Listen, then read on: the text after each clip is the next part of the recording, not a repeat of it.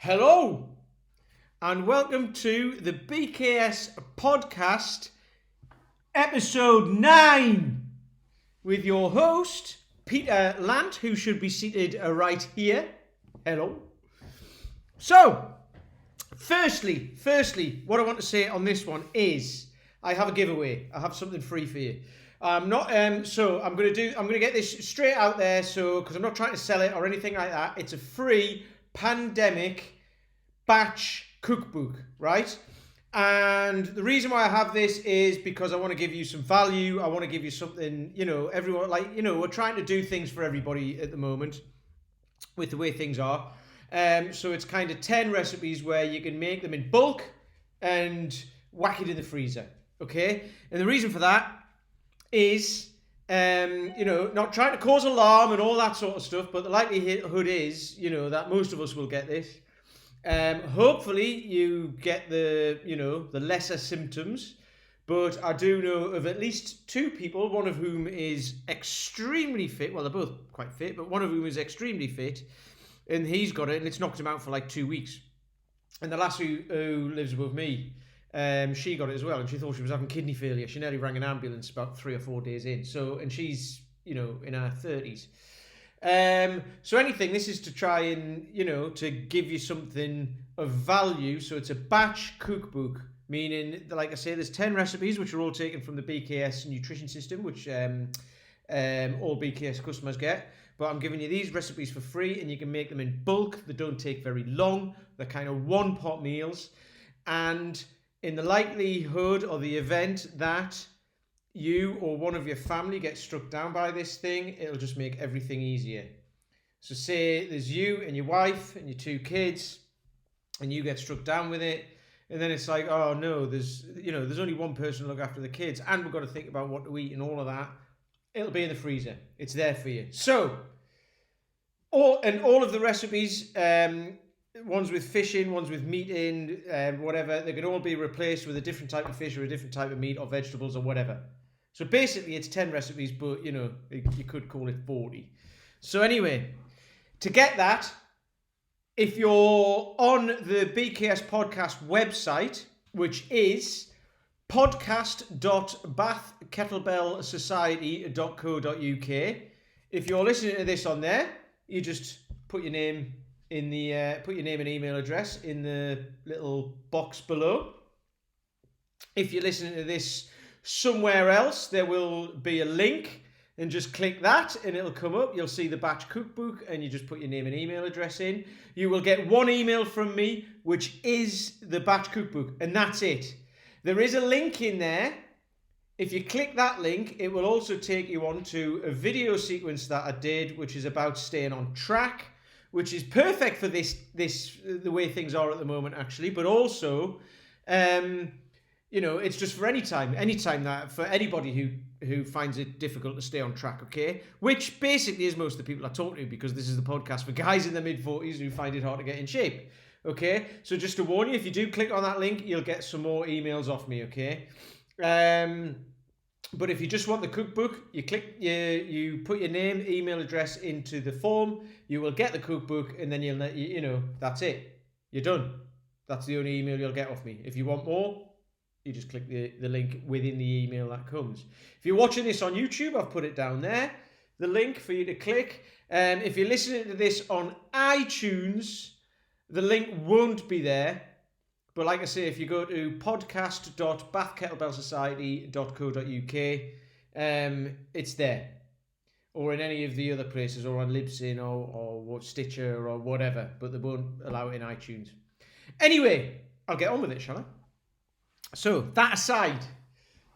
Now, I was talking to one of my online guys last week. I did a Facebook Live about this, and I thought, you know what, I'm going to do a podcast because it's relevant to what's going on now.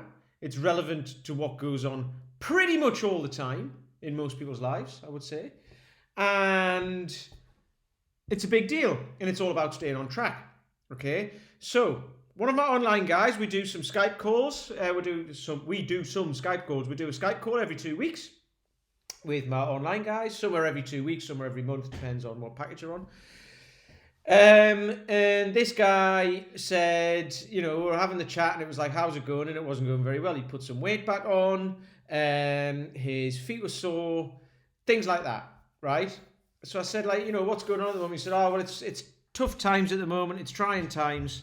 There's lots going on.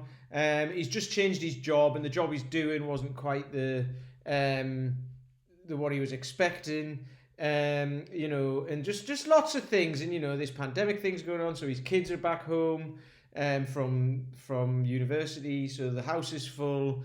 He was having to travel to London a lot, and so he wasn't getting the exercise in, so he started getting these little niggling injuries back and stuff like that.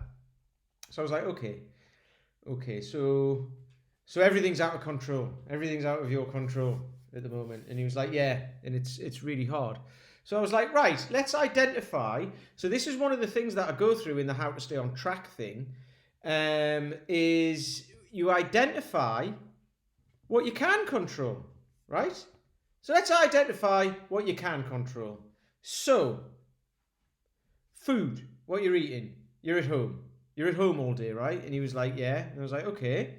So you've got more time on your hands to make food and all of that sort of stuff, which goes along with this batch cookbook, that sort of thing, right? Why don't you do that? And he was like, yeah, that's kind of cool. And I was like, okay, so you put some weight back on. And he was I think he was having like 2 meals a day, or 1 meal a day, or 2 meals a day. And because I eat 2 meals a day. I didn't tell him to do this. I eat 2 meals a day. And if I get hungry in between those, I might have a snack, which is like yogurt and berries and a bit of honey and some nuts or something like that, whatever. But I generally eat 2 meals a day because it's the best way for me. It works for me, okay? So I have a big old breakfast at kind of 11 o'clock in the morning, and I have a big evening meal at 7 or 8 in the evening. And that's it. That's all I eat. So he was kind of doing a little bit of that because he'd heard me talk about it a little bit. So I said, is it working? No, it clearly wasn't. So I said, right, what did work? What did work?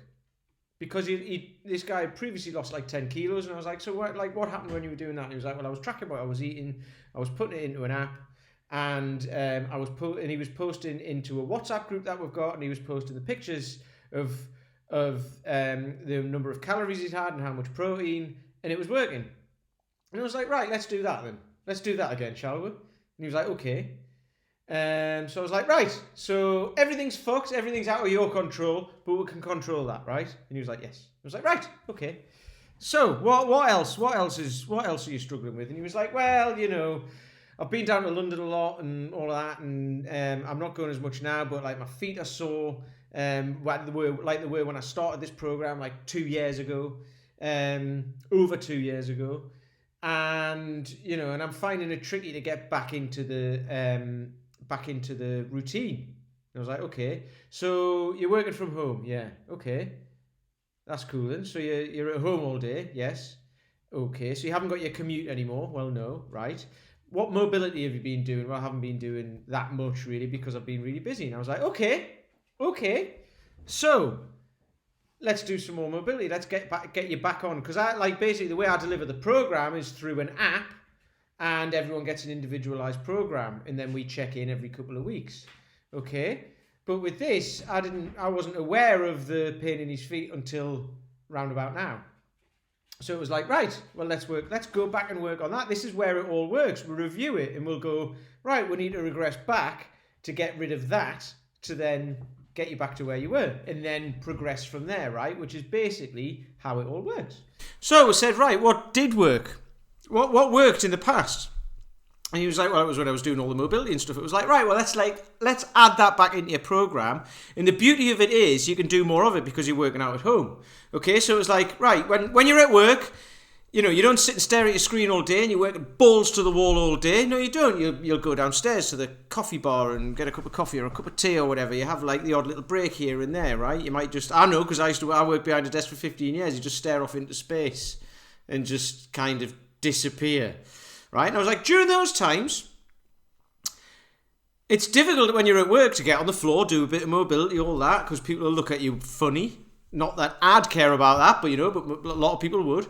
Whereas when you're at home, you can do that. So I was like, why not do that? Just like a 5 or 10 minute mobility session 3 or 4 times throughout the day. It'll make you feel great, and then you can do some as part of your exercise session as well, or not, because you've done it throughout the day. And he was like, yeah, I could do that. Yeah, that's pretty cool. And I was like, right, okay. So basically everything is fucked, right? Everything is fucked. Everything's out of your control, but we can control what you eat and your exercise and mobility.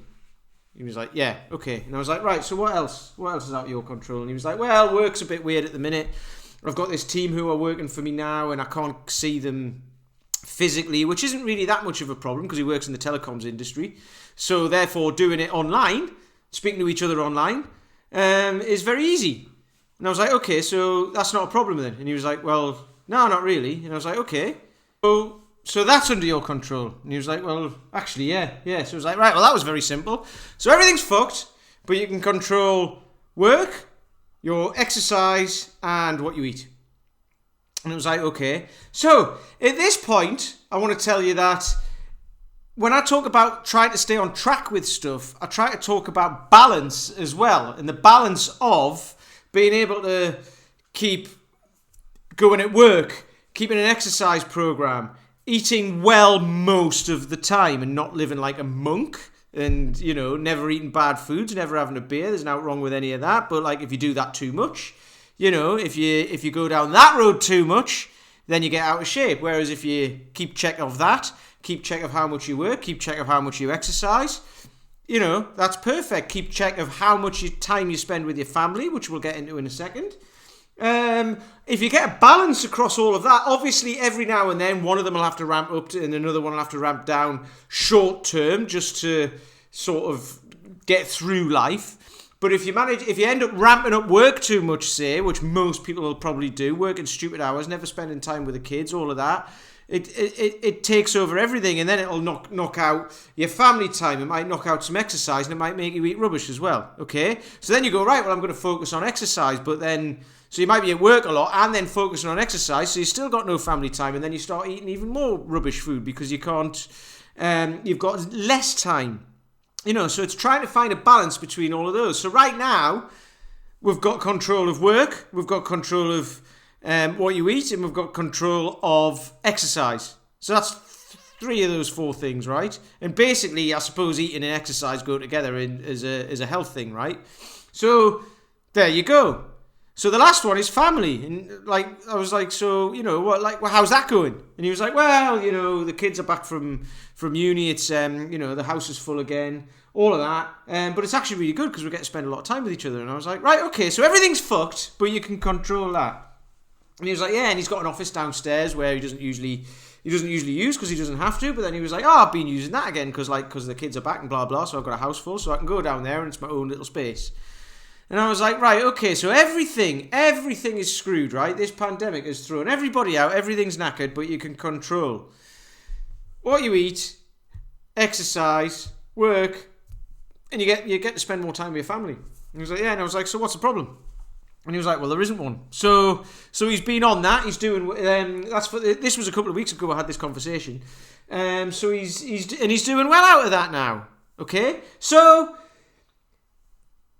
the takeaway from this is when all is out of control, or all appears out of control, when everything seems to be falling down around you, which will be happening a lot at the moment with a lot of people, control what you can.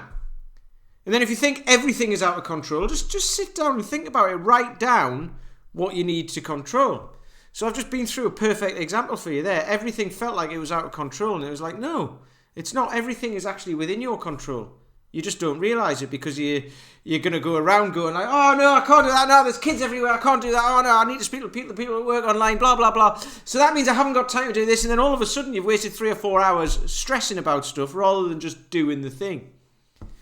So, I'm going to leave it there because I've rambled on. Also, I apologise if you hear me shouting or any squeaks through this because my dog Sid was playing with one of his squeaky toys, which he doesn't usually do, and he started playing with one of his squeaky toys during this. So he's outside now. I haven't shut the door on him. I just opened the back door and he's now outside playing. But there you go. So anyway, if you want the pandemic cookbook, just put your name and email address into the form, and I will send you the cookbook via email. You will get one email from me and no more unless you click the link within the email to get more.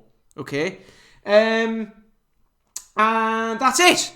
So, if you have any questions, concerns, queries, if you just want to tell me how great this podcast is, probably not. I don't know. Who knows? But anyway, I like doing it. I kind of find it enjoyable. I find it very helpful for myself because it keeps me in check. This is one of the great things about training guys in the 40s who are struggling to get back in shape, which was me. Is it keeps me on track. So when people ask me about my motivation, I'm like, well, my motivation comes from lots of places, as you probably know, as I've told you. If you haven't listened to this podcast before, go back and listen to the previous ones and you'll hear about where that comes from. But it mainly now comes from the immediate motivation, comes from training guys in the 40s to get back in shape because it keeps me on track. So anyway, like it, share it, tell your friends about it, ask questions, and let's keep the conversation going. Talk soon.